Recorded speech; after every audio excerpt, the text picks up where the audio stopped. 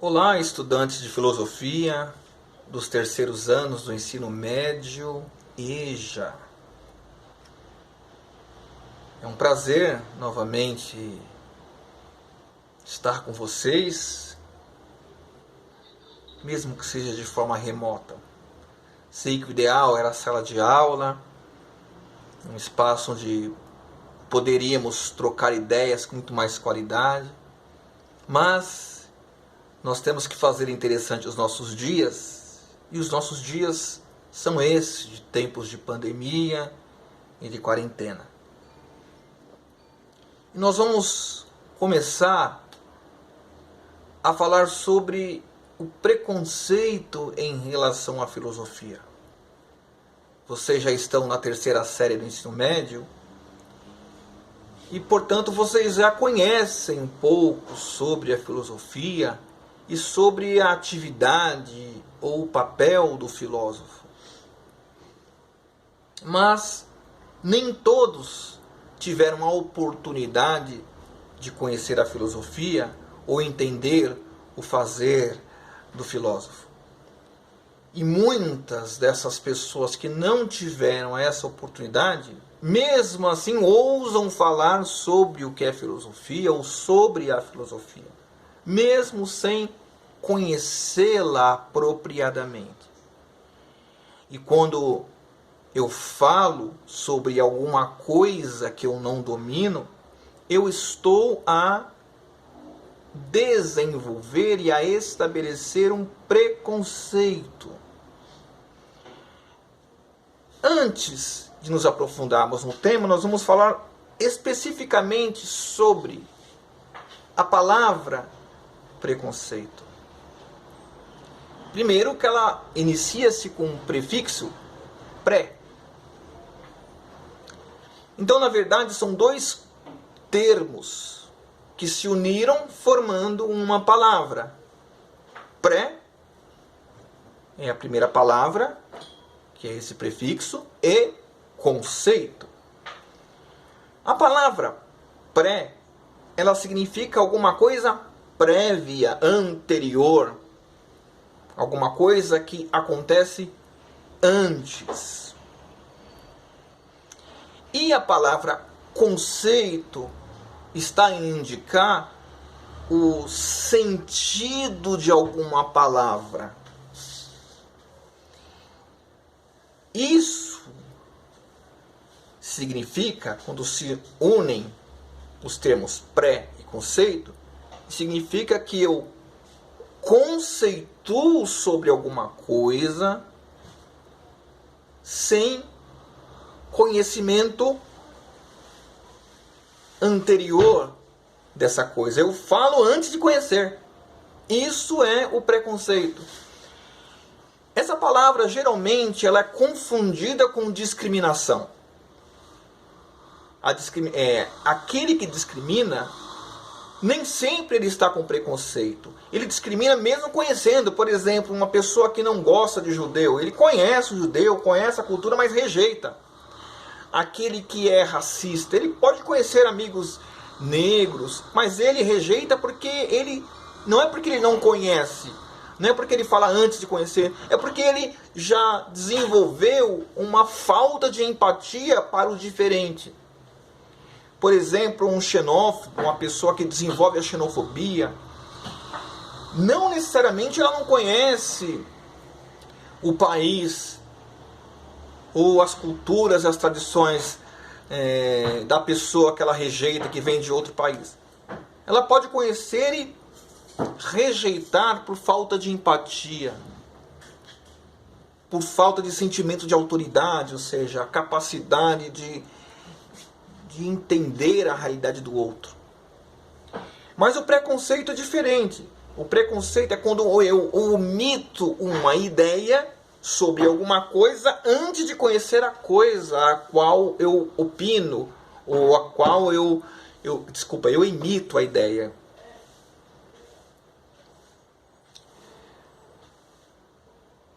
O preconceito em relação à filosofia não foge a essa regra. A filosofia é muito deturpada porque ela é comentada por pessoas que não conhecem o propósito e a finalidade da filosofia. Eu cresci em um ambiente religioso, depois me afastei, terminei voltando, e eu lembro que eu ouvi frases dos religiosos da instituição ao qual eu pertencia, que a filosofia não era interessante porque ela é muito cética. Ou seja, ela desconfia da realidade espiritual. Quando eu adentrei, eu me aprofundei na filosofia, através dos livros, eu percebi que essa realidade, que essa ideia não era a verdade, não era a realidade da filosofia. Pelo contrário, há muitos filósofos, e existiram muitos filósofos que tinham, ou que nutriam um sentimento religioso. E existiu uma época, uma era histórica, a era medieval, em que a filosofia ela dialogou profundamente com a teologia ou com as ideias religiosas. Então, nesse ambiente histórico, a era medieval, existiram grandes filósofos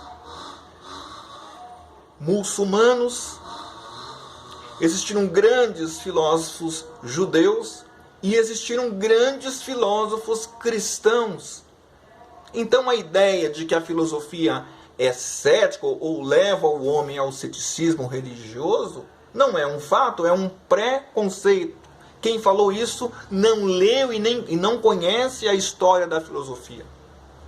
E hoje ainda essa ideia, esse diálogo da filosofia com a religião ainda permanece. Existem vários preconceitos, existem várias ideias preconcebidas sobre a filosofia. Todo filósofo foi ateu.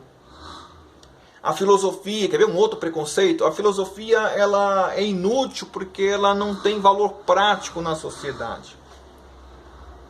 Ela só serve para divagar, só serve para o indivíduo ficar a pensar, mas ela não propõe resolver nada. Ela não pisa na realidade, ela fica só no pensamento.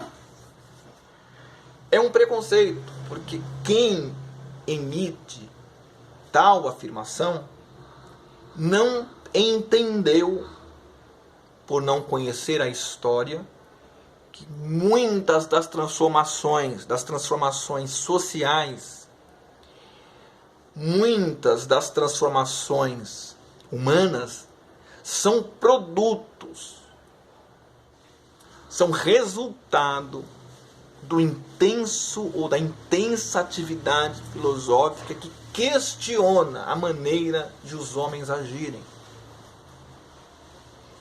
Hoje, nós estamos no apogeu da ciência.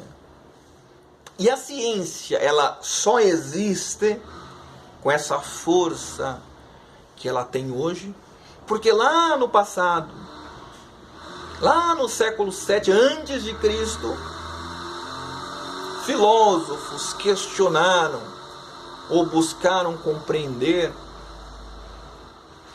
como é que viemos, como o mundo passou a ser. E esses mesmos filósofos, eles questionaram o pensamento dominante de sua época, que era um pensamento mítico. As pessoas acreditavam em mitos. Por exemplo, na Grécia acreditava-se que os deuses dominavam os elementos. Esses filósofos questionaram, e esse questionamento visava produzir um pensamento racional. E através desse pensamento racional nós chegamos ao que hoje é a ciência. A ciência é um produto da filosofia, do questionamento. Também, por exemplo, quando nós estudamos a evolução da humanidade e a mudança no comportamento humano, nós podemos perceber ao ler a história das ideias, que a emancipação da mulher, a libertação do negro, entre outras questões humanas, os direitos humanos, eles ocorreram por conta da movimentação intelectual filosófica, porque pensadores questionavam a forma em como a mulher era tratada, como o negro era tratado, como os seres humanos em geral eram tratados. Algumas das declarações dos direitos humanos, elas foram inspiradas, aliás, algumas não todas, inspiradas em filósofos. A última declaração foi escrita em colaboração com Jacques Maritain, um filósofo francês.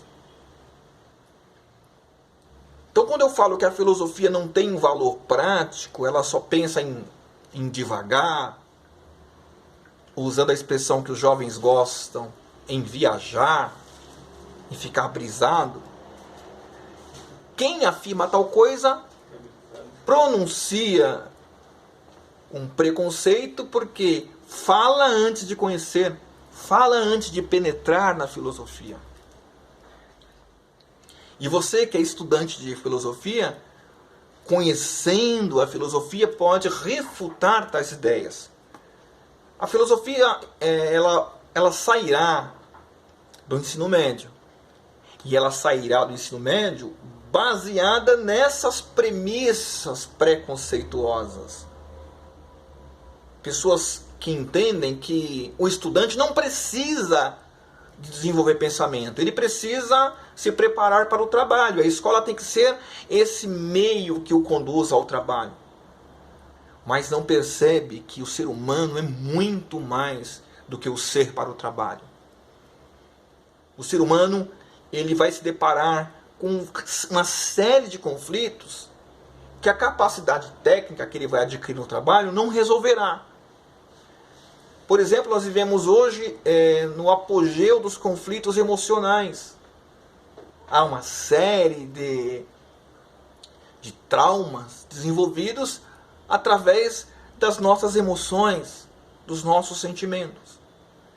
A filosofia, entre outras coisas, te prepara para essa dimensão interior.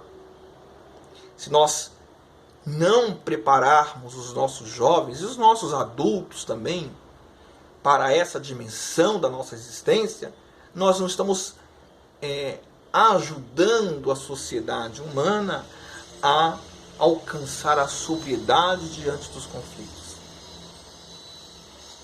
Então, quando falamos que a filosofia não serve para o mundo de hoje, nós estamos a ignorar a real dimensão do ser humano e a ignorar como a filosofia ela pode ser a ferramenta de direcionamento para as pessoas em tempos de conflito. E para eliminar o preconceito só há um caminho: entrar no conceito, conhecer o conceito. E o conceito filosofia, primeiro, o significado da palavra, que é de origem grega, significa amor à sabedoria. Ora, se filosofia no significado do seu termo é amor à sabedoria, o filósofo ama a sabedoria. E ele não só ama a sabedoria, ele quer partilhá-la. Se a sabedoria não é importante, o que é importante? Um homem que alcança a sabedoria, ele se prepara para resolver as diversas questões que a vida lhe apresenta. É comum, ao fim do terceiro ano do ensino médio, os jovens entrarem em conflito vocacional. Qual faculdade escolher, que ramo se direcionar. E a filosofia, entre outras coisas, ela provoca no ser humano a necessidade do autoconhecimento, da autorreflexão, ou seja, de o homem voltar-se a si mesmo para se conhecer. Inclusive Sócrates tem uma frase conhecidíssima: conheça-te a ti mesmo. Quer dizer, ele reproduziu essa frase de um oráculo. E essa frase é um dos fundamentos da filosofia, que além de levar o homem, o ser humano, a conhecer o mundo, para saber como agir no mundo, ela também leva o ser humano a se autoconhecer, para saber quais são as suas estruturas diante da realidade. Entre outras coisas, qual é a sua vocação no mundo. E sabendo a sua vocação, entre outras coisas, ela teria maior facilidade em escolher uma área para se direcionar vocacionalmente. Desfazer preconceitos é buscar conhecimento. E só se desfaz com preconceitos na medida em que eu, antes de emitir a ideia que eu tenho sobre tal coisa, investigá-la com profundidade. E a filosofia precisa ser mais conhecida. Porque se ela fosse conhecida como ela realmente é, se a filosofia fosse conhecida a partir do que ela já proporcionou, se a filosofia fosse conhecida através das ideias, de suas ideias que revolucionaram o mundo e facilitaram a nossa vivência humana, certamente ela seria muito mais querida e certamente ela não estaria a sair do ensino médio como ocorrerá. Saúde, estudem, busquem conhecimento, porque somente com conhecimento nós poderemos nos adequar na vida e na sociedade ao qual pertencemos.